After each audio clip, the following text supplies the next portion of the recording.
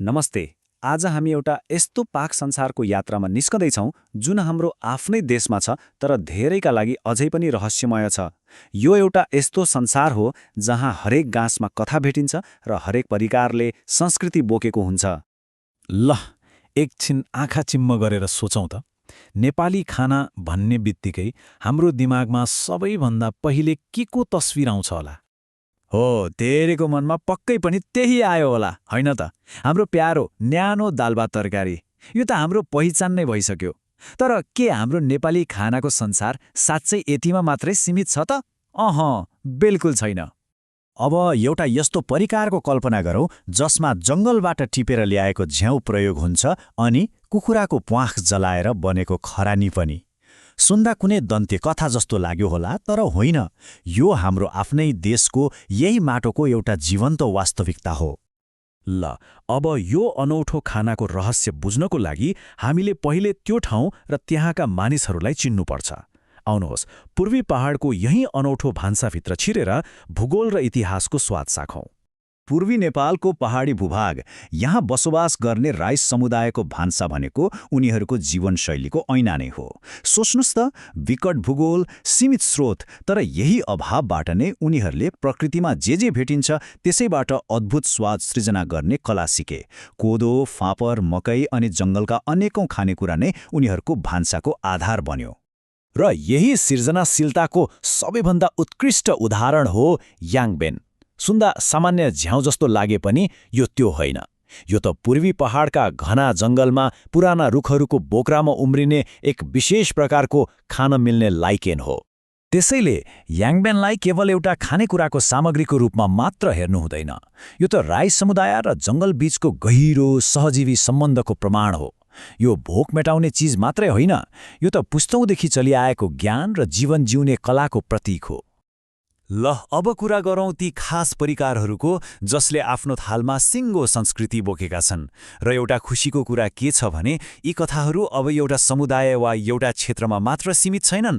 बिस्तारै बिस्तारै यिनको स्वाद र चर्चा देशैभरि फैलिँदैछ। सुरुवात गरौँ किनेमाबाट। आहा, किनेमा गल्काएर बनाइएको भटमासको यो परिकार, यसको गन्ध यति कडा हुन्छ कि कतिलाई त मन नपर्न पनि सक्छ, तर जसलाई यसको स्वादको बानी पर्छ नि, उनीहरूको लागि त यो अमृतभन्दा कम हुँदैन। हो, किनेमाको पहिचान नै यसको त्यो शक्तिशाली तीखो सुगन्ध हो। भनिन्छ नि, कसैको घरमा किनेमा पाक्दैछ भने त्यसको बास्नाले पुरै टोललाई नै थाहा हुन्छ। मतलब यो केवल खाना मात्रै भएन, एउटा सामाजिक घोषणा जस्तै भयो, होइन त? अब फेरि अघिको याङबेनमा फर्कौँ। याङबेन प्रयोग हुने एउटा एकदमै विशेष परिकार हो याङबेन फाक्सा। यसमा सुँगुरको मासु र रगतसँग त्यही जङ्गली झ्याउ याङबेन मिसाएर पकाइन्छ। सोच्नुहोस् त, स्वाद कति मौलिक र गाढा हुँदो हो। अनि अब पालो आयो सायद सबैभन्दा अनौठो र अहिले सबैभन्दा बढी चर्चित परिकारको, वाचिपा। यसका दुईवटा रूप छन् है। मांसाहारी वाचिपामा चामल र कुखुराको किमासँगै एउटा एकदमै विशेष चिज मिसाइन्छ। त्यो हो जलाइएको कुखुराको प्वाँखको खरानी। हो, यही खरानीले गर्दा यसको स्वाद हल्का तितो र अविस्मरणीय बन्छ। अनि यसको शाकाहारी रूप पनि छ जसलाई बुमचिपा भनिन्छ। त्यो चाहिँ दम्ला भन्ने एउटा विशेष स्थानीय फूल र पातबाट बन्छ। यो भनाइले वाचिपाको वास्तविक अर्थलाई एकदमै राम्रोसँग समातेको छ। मतलब यो परिकार अभावबाट जन्मिएको हो। यो अभावलाई अवसरमा बदल्ने एउटा अद्भुत कला हो। यहाँ एथ्नोबायोलोजिकल ज्ञान भनिएको छ, जसको सरल अर्थ हो प्रकृति र मानिस बीचको गहिरो सांस्कृतिक ज्ञान, जसले हामीलाई कुनै पनि जनावर वा वनस्पतिको सानोभन्दा सानो अंश पनि खेर फाल्नु हुँदैन भनेर सिकाउँछ।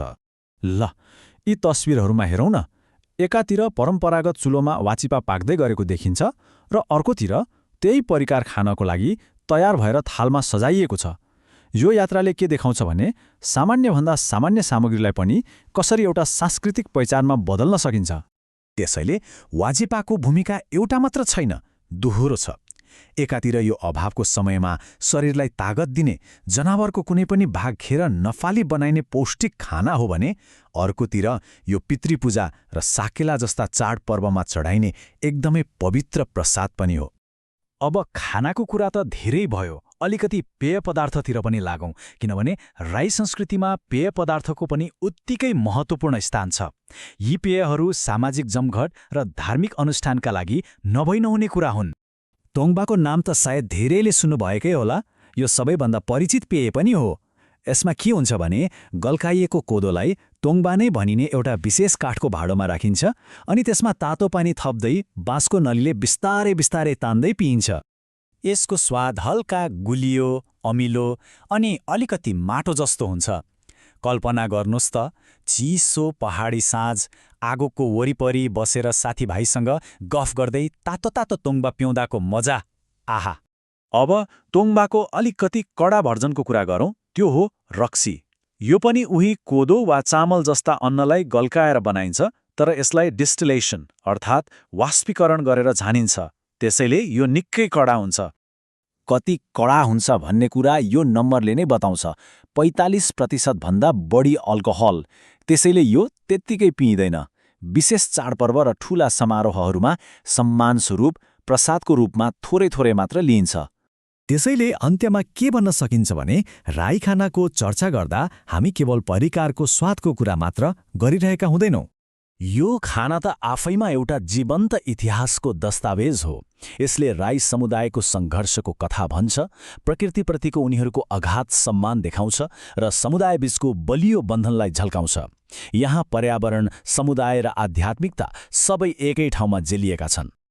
छोटकरीमा भन्नुपर्दा राई खानाले हामी सबैलाई केही महत्त्वपूर्ण कुराहरू सिकाउँछ, जस्तै जीवनको हरेक अंशको सम्मान गर्न, किनकि केही पनि खेर फाल्नु हुँदैन। प्रकृतिले जे दिन्छ त्यसलाई स्वीकार गर्न, अभावलाई पनि अवसरमा बदल्ने सृजनाशीलता राख्न, र सबैभन्दा महत्त्वपूर्ण समुदायमा मिलेर बस्न, किनकि खाना बाँडेर खाँदा सम्बन्धहरू अझ बलियो हुन्छन्। अब एउटा प्रश्न उठ्छ।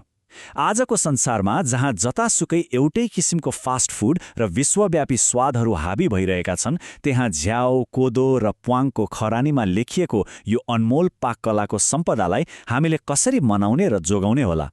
यो साँच्चै नै एउटा सोचनीय विषय हो।